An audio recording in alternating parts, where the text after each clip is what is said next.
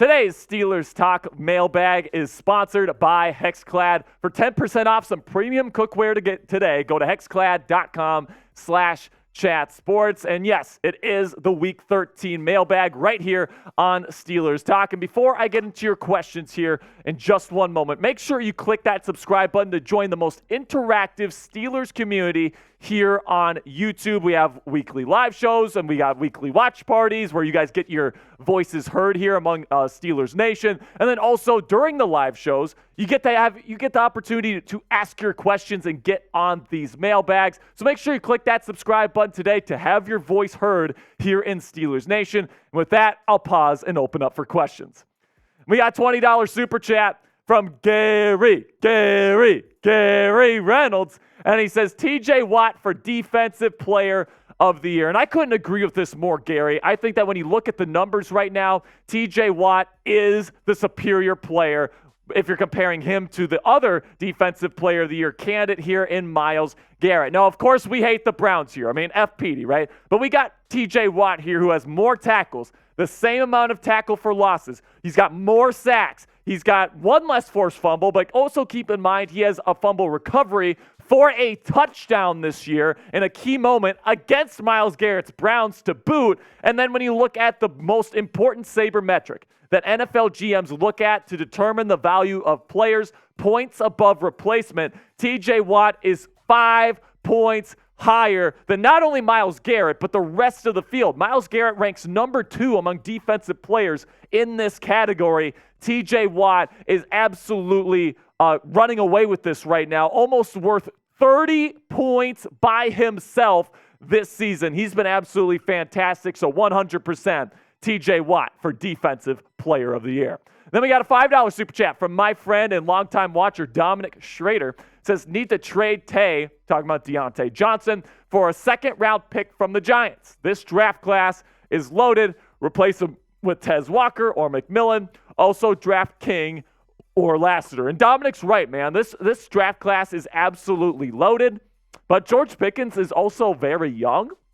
So this will be interesting for me, man. It really will be interesting to see what the Steelers decide to do. I know Mike Tomlin and the Steelers love Diontae Johnson. He's kind of the perfect Z receiver to George Pickens' X spot. So it's going to be a little bit hard to find a replacement for Diontae Johnson, right? But the opportunity is there to trade him for like a second-round pick and then draft his replacement, who would also be cheaper. But is that something the Steelers really want to do? The Steelers are arguably ready to win right now, right? And if you get the right offensive coordinator and Kenny Pickett turns into something here, or you get the right quarterback next offseason, this team's going to be ready to potentially win Super Bowls next year. So when I look at this situation, do you really want to take the risk? You know what you have in Diontae Johnson right now. Are you going to risk drafting a rookie being just as good as Diontae Johnson in his rookie season? I think it's a little bit of a risk, but it's definitely something worth discussing. Then we got one from Steel City Yinzers. It says, after seeing Pickett play last week without Canada, would you say Justin Fields is an upgrade at this point if the Steelers decide to trade for him? And the answer to this, Steel City Yinzers, if you had asked me this a week ago, I would have said 100%. Yes, Kenny Pickett stinks. But after that nice performance that he had against the Cincinnati Bengals, and, that defense doesn't stink, right? They can turn the ball over. They got some nice players on that defense. I mean, he was attacking down the field. He was attacking the middle of the field, which is something that Canada was so afraid to do this season. I thought Pickett showed some really good things. So right now, I'm not comfortable saying Justin Fields is definitely an upgrade. Now, could he be an upgrade? Potentially. I think we're going to see throughout the rest of the season just how good Kenny Pickett is. But let me know what you guys think down there in the comments section. Who is the better player right now? Type KP if you think Kenny Pickett, or type JF if you think Justin Fields. This is going to be the pinned comment on today's show. So YouTube's going to throw you an ad break here in just a couple of seconds. When that happens, take advantage of that time by answering today's pinned question. Then we got one from Elliptic Sixer, Black Diamond here. He says, will we win the AFC North? And if so, how far into the playoffs will we make it? So this is going to be tough. I'm going to say no to the AFC North. Now, is there a chance that they do? 100%. if the Steelers have a chance to win the AFC North in the last week when we traveled to Baltimore, I think there's a 100% chance the Steelers win that football game because F the frickin' Ratbirds. But, the Ravens are a really good football team, and it's going to be really, really tough to outpace them for the rest of the season, in my opinion. I do think they will make the playoffs, though. I think they get to at least 10-7. That's 3 wins to 3 losses for the rest of the year. I think that's completely feasible. And if not 11-6, I think that's perfectly feasible as well. That's actually my official Steelers record prediction is 11-6 for the rest of the season. But overall, I do think that the Steelers can make the playoffs. Can they win a playoff game? I think that question depends on how well the offense looks going into the playoffs. You put up over 400 yards of offense last week against the Bengals. It looks a lot better. If it continues down that path, I say absolutely the Steelers can win a playoff game. Now, before we get to the rest of the questions today, let's have a word from our sponsor at Hexclad. And I have a question for you, Steelers Nation. Are you ready to rock your holiday cooking game this year? Look no further than Hexclad, the revolutionary cookware brand that's changing the way we cook during the most wonderful time of the year. Hexclad's innovative hybrid design combines the best of both worlds, giving you the ease of nonstick, the durability of cast iron, and the versatility of stainless steel. This means you can confidently crush your holiday feast without spending the rest of the week on dishes. And they make for fantastic gifts for the home chef in your life as well. To spread the holiday cheer, Hexclad is giving our listeners 10% off your order with our exclusive link. Just go to hexclad.com/chatsports. Support our show and check them out at hexclad.com/chatsports for some seriously killer cookware. What's great about Hexclad is that all their products have a lifetime warranty. These are literally the last set of pots and pans you will ever have to buy. So for all my cooks out there, Hexclad has to be at the top of your holiday wish list this year. This holiday season, give yourself or a loved one a gift that will actually last forever and change your cooking game for the rest of your life. For a limited time only, our listeners get 10% off your order at hexclad.com/chatsports. Support the show and check them out at hexclad.com/chatsports. Don't let your cookware hold you back this holiday season. Happy cooking and happy holidays. Next question here comes from Hot Rod 24. It says, who is your realistic choice for offensive coordinator next year? So this is a good question, Hot Rod.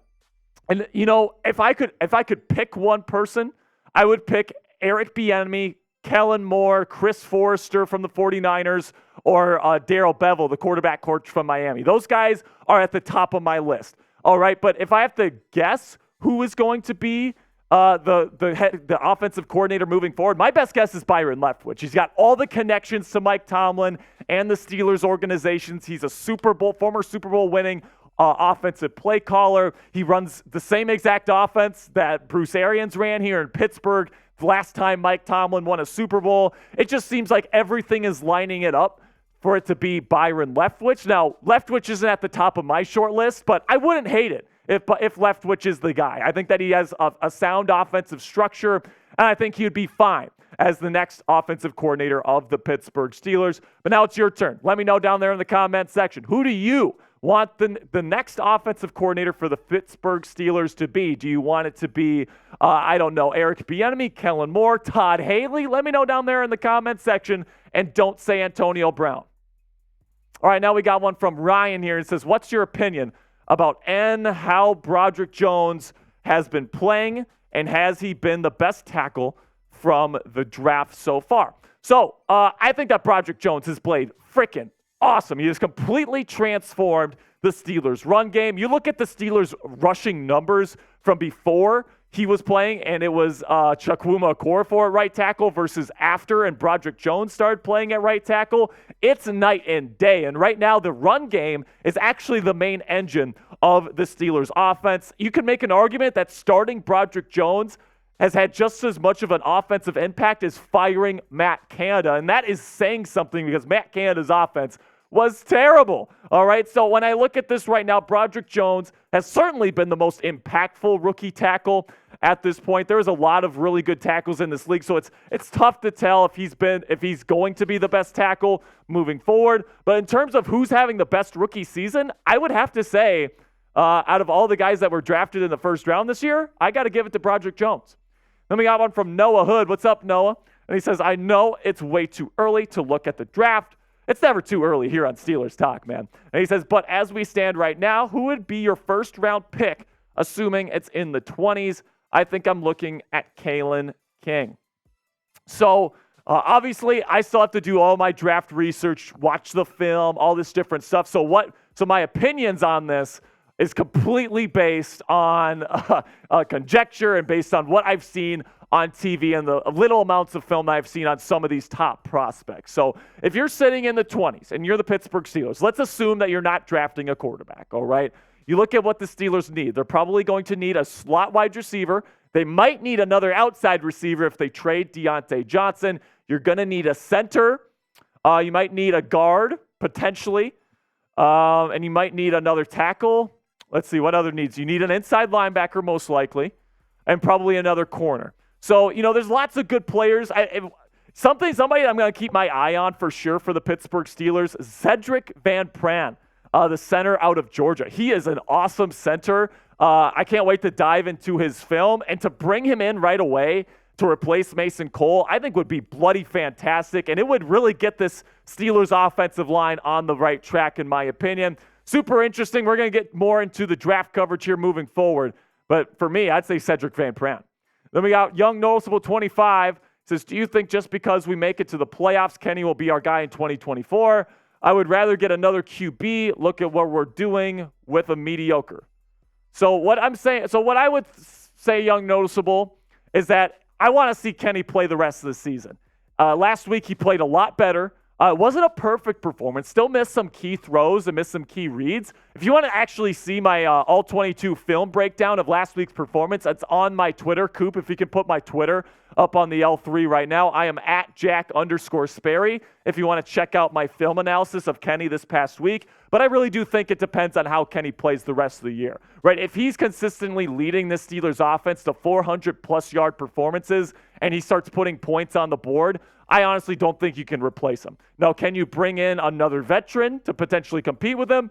Sure, right? But if Kenny keeps showing promise here, you're not just going to get rid of him. The only way that I think the Steelers straight up replace Kenny this offseason is if he really proves that last week was a flash in the pan, he starts throwing inaccurate passes again, and he starts to struggle big time down the stretch. So, if he starts struggling and they make the playoffs, I still think that getting a replacement is in play.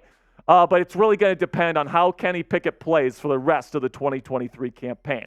Now predict it for me down there in the comments section. Will Kenny Pickett be the Steelers' QB1 in 2024? Give me a yes or give me a no. Predict it for me down there in the comments section. And that'll be it for this week's mailbag, guys. Really do appreciate all of your support. Make sure you click that subscribe button so you can join us for the next Steelers Talk live show. We have one every single Wednesday where I take your questions and you can get your voice right here on the show.